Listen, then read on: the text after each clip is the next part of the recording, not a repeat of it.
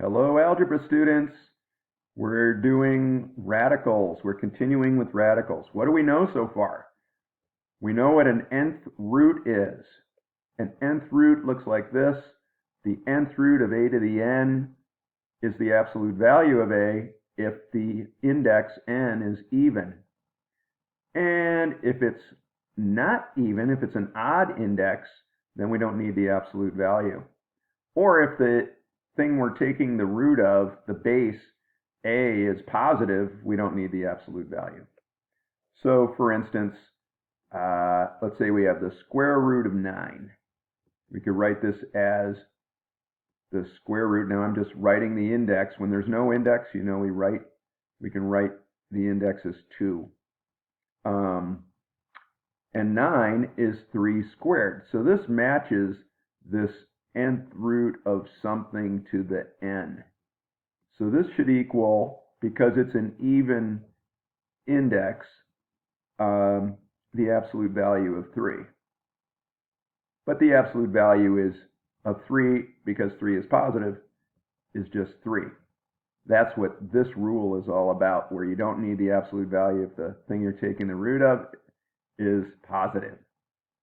Okay, so what about this situation where we've got the square root of 27? That would be written maybe like the square root, I'm writing the index again, and 27 is 3 cubed. Can we simplify that in some way? And the answer is, yeah, we can. And let's show what the rule is that will allow us to do it. It's called the multiplication rule, or the product rule for radicals. And it looks something like this. The nth root of a times b is the nth root of a times the nth root of b. So you can break it apart. You can actually go the other way. If you have this form, you could write it like that. So you can go either way. And then there's a similar quotient rule where if you're dividing, you can break that apart. And again, you might want to go from right to left, or sometimes you have to go from left to right, depending on the situation you've got. Okay, with this in mind, let's think about that product rule. Remember, we were talking about, well, what do you do if you've got square root of 27, which is the square root of 3 cubed, and the index and the power don't match? Well, what do you think about breaking this apart using the product rule into the square root of 3 squared times the square root of 3? We know that when we multiply 3 squared times 3, we have to add the powers, right? So we get 3 cubed. So I'm using the quotient rule here. But now this piece right here matches that nth root rule. We've got this to be just 3. And we still have the square root of 3. So we can say that the square root of 27 is 3 square root of 3. Another way you can look at this, and I'll be doing a lot of this later, is, okay, you got square root of 27, which is the square root of 3 cubed, which is the square root of 3 times 3 times 3. And the index is basically telling you that you're looking for pairs. If it's a 2, right? If it was a 3, you'd be looking for groups of 3 under the radical. If it's a 4 index, you'd be looking for groups of 4 under the index. So I've broken this apart into its prime factors, and we're looking for pairs because the index is 2. And if you see that, you can take it out and get 3. 2 under the radical, 2 3's under the radical become 1 3 on the outside. And then that leaves the square root of 3 still sitting there. I'm just showing you another way to do what we did using the product rule up here. So I'm kind of skipping some steps and doing it in an easy way where I can see what I'm doing. All right. I want to talk about another idea here. It's called simplest radical form. And the first rule within simplest radical form is that powers of prime factors under an nth root, under this radical that's got an n as the index, the powers of those prime factors must be less than the index n. So here's an example of this.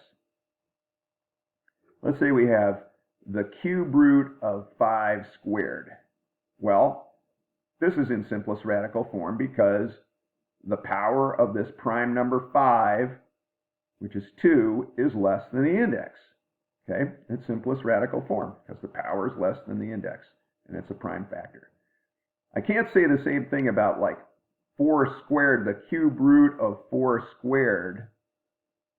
That's not really in simplest radical form because the 4 is not a prime number. I'd write this as the cube root of 4 squared is 16, and then that's really 2 to the 4th, and I see, oh, the power of the prime factor under the radical is actually bigger than the index. So this is not simplest radical form. But I'm getting kind of ahead of myself here. I wanted to show another case that's simplest radical form. How about this one? The 4th root of x squared. Well, x, we don't know what it is, but it's prime because it's a factor called x. And 2 is less than 4. The power is less than the index, so this is in simplest radical form. And then this next case here, the cube root of 2 to the 4th, wow, that's exactly what this one is not simplest radical form because the power under the radical, the 4, and 2 is prime, is not less than the index. It's bigger than the index. So this is not in simplest radical form. Well, how do you simplify it? We know exactly how to do it. I'm going to use that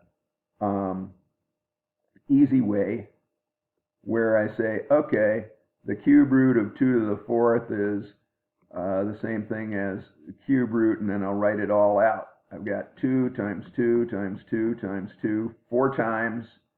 We're looking for groups of 3, right? The index is 3, so we want groups of 3. And yeah, we've got 3 2's there. There's an extra one that we can't include.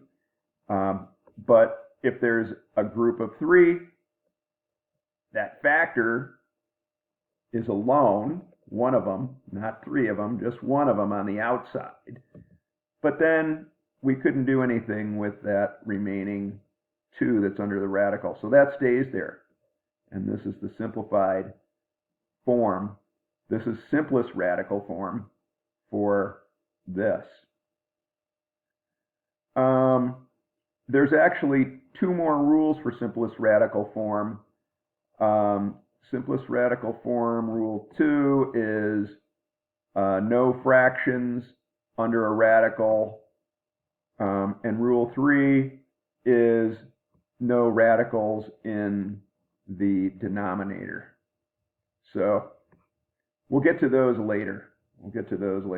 This video is all about simplifying simple radicals. Okay, so where are we going to go next here? Let's get another page.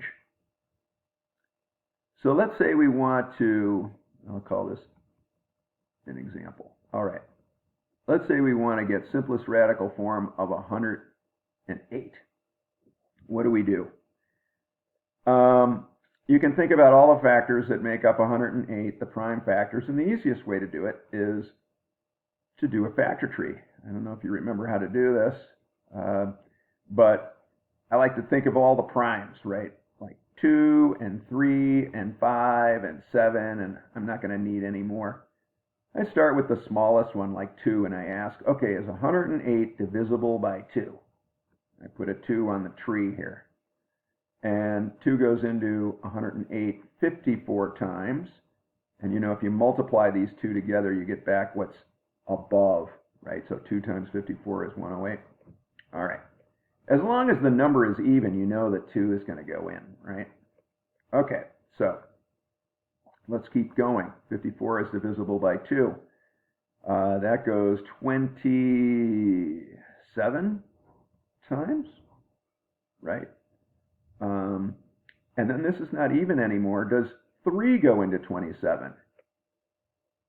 I don't know if you know the divisibility rule for 3. If you add the digits together and it's divisible by 3, the number itself is divisible by 3. So 2 plus 7 is 9, and that's divisible by 3. So 27 is divisible by 3. 3 goes into 27 9 times. And then 9 is divisible by 3. And 3 goes into itself once. Okay, so these numbers right here, when you multiply those together, you get this composite number called 108. So let's rewrite this as the square root, and I'm explicitly writing the index so I know how many in the group, what's the group size we're looking for. And then I'll write up all the product, all the factors in the product here. So 2 times 2, and then we've got 3 3s. We're looking for pairs, and I see, I got a pair of 2s, I got a pair of 3s. So this is going to be 2 times 3, square root of 3, and we might write that as 6 square root of 3. And that's the simplified radical form for 108, the square root of 108. All right, let's do another one. I'm going to just do a whole bunch of examples, and then I'm going to quit here. We're already up to 12 minutes. Sorry to make this so long, but if you're following along, that's good. So let's do cube root of 40. Let's do a factor tree of 40 and see what we've got here. So 2 goes into 40 20, 2 goes into 20 10, and 2 goes into 10 5, and then 5 goes into itself once. So this cube root of 40 is really 2 times 2 times 2 times 5, and we're looking for groups of 3, right? Want groups of 3. The index is 3. Groups of 3. So do we see a group of 3? Yeah, we got 3 2s. So that factor will come out alone, one of them, leaving a cube root of 5.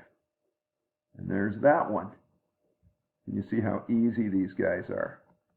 All right, how about one with some variables in it?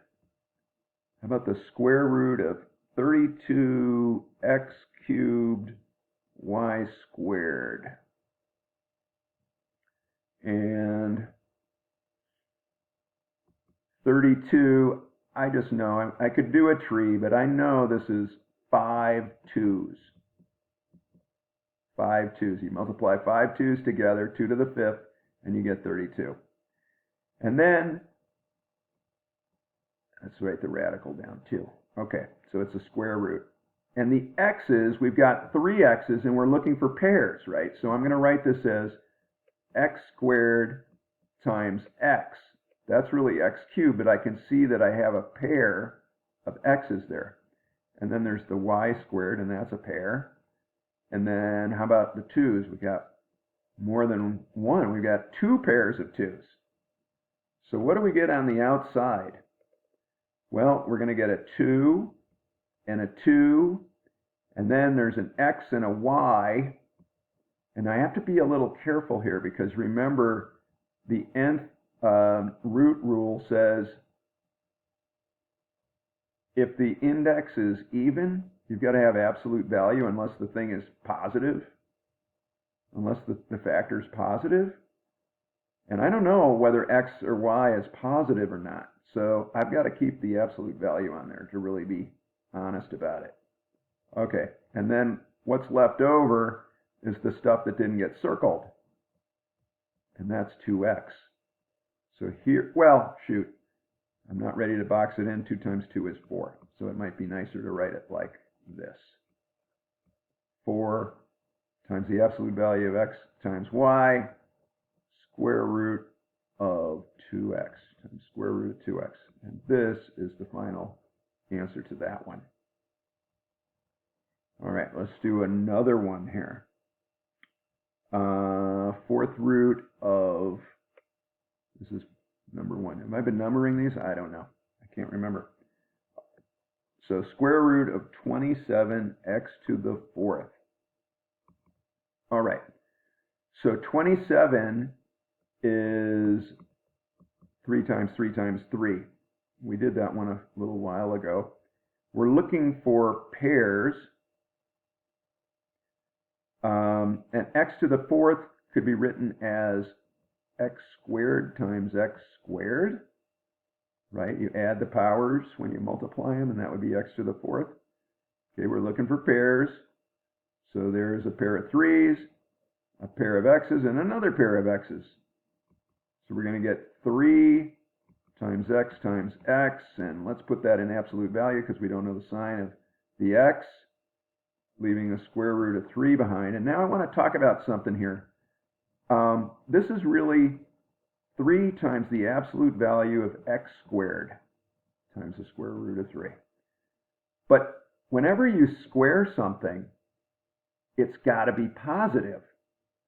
So really, we don't need the absolute value here because x squared is always going to be positive. So we can just write this as 3x squared times the square root of 3. And there's that one in simplest radical form. All right, we got a few more here. I know this is running long. You can always pause this, I guess, and come back to it later. How about the cube root of 8a to the 5th? It's not a 0, that's an a. All right, well, if we did a tree, we'd see that 8 is 2 times 2 times 2. We're looking for groups of 3 because the index is 3. A to the 5th could be written as a cubed times, well, how many more do we need to get 5? 2 more, a squared. We're looking for groups of 3. We've got 3 2's. We've got 3 a's. This would be 2a cube root of a squared. And we don't need the absolute value. Why? Because the index is odd. When the index is odd, we don't need the absolute value. All right. 6th one. Finally. We've got one that's a quotient. And let's see, I've got square root of this fraction, 88 x to the 5th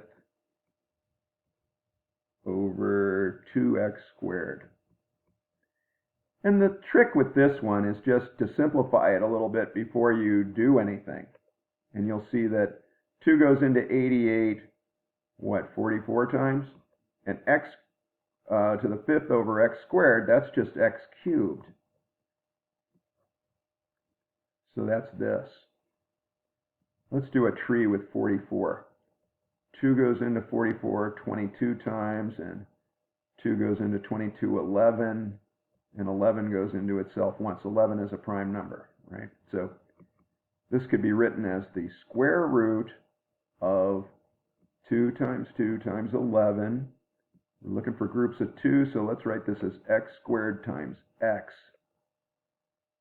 All right, we have a pair of 2's, and we have a pair of x's. We need to write this as 2 absolute value of x times the square root of 11x. Remember, even index, we've got to have that absolute value. All right, what's the next one here? Yeah, this is another quotient one, and it'll illustrate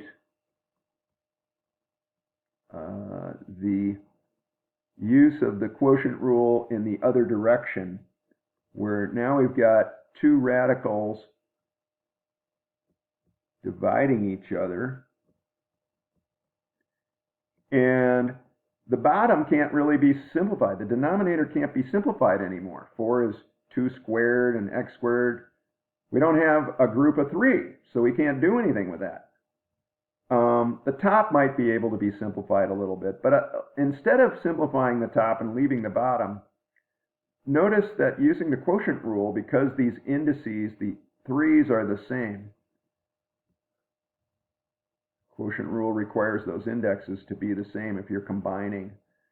So I can write this division of these cube roots as 1 cube root of a fraction, which would be 32x to the 9th over 4x squared. And now we can simplify what's under the radical. What's going on with my pen here? Anyway, we're not even going to have a fraction anymore, right? 4 goes into 32 8 times, and x to the 9th over x squared is x to the 7th. All right, so we're looking for groups of 3. 8 is 2 times 2 times 2. All right, how about these 7 x's we have? We want groups of 3, so I'll write it as x cubed, and then another x cubed. There's 6 of the x's, and then we have one more to make up 7. And we're looking for groups of 3. We've got 3 2's, 3 x's, and another 3 x's. So we could write this as 2, we'll get 2 x's out. I'm just going to write that as x squared. And then we have the cube root of x left under the radical. That got stranded behind there. All right. Another one? Yep, another one. It's the last one, though. This one's just a little different flavor here. What if you had this sum, like a square root of 18 plus 10, and you're asked to simplify this? Well, we'll see later that we can't add these together and get like the square root of 28 because we don't have like radicals. You have to have like radicals to add them together. But the square root of 18 is not in simplest radical form. We can simplify that bit, and that's what we're going to do. So that's the square root, what's 18? 18, 2 goes into 18, 9, and then that's 3 times 3. So this can be written as 2 times 3 times 3. So that radical, and then we still have the plus 10 sitting there. We're looking for groups of 2. So we can finally write this as 3 square root of 2 plus 10. And that's how we'll write the final simplified form of that. All right, sorry, this is 23 minutes long, I see. Hope you enjoyed it. Hope this is useful to you. And we'll see you in the next video.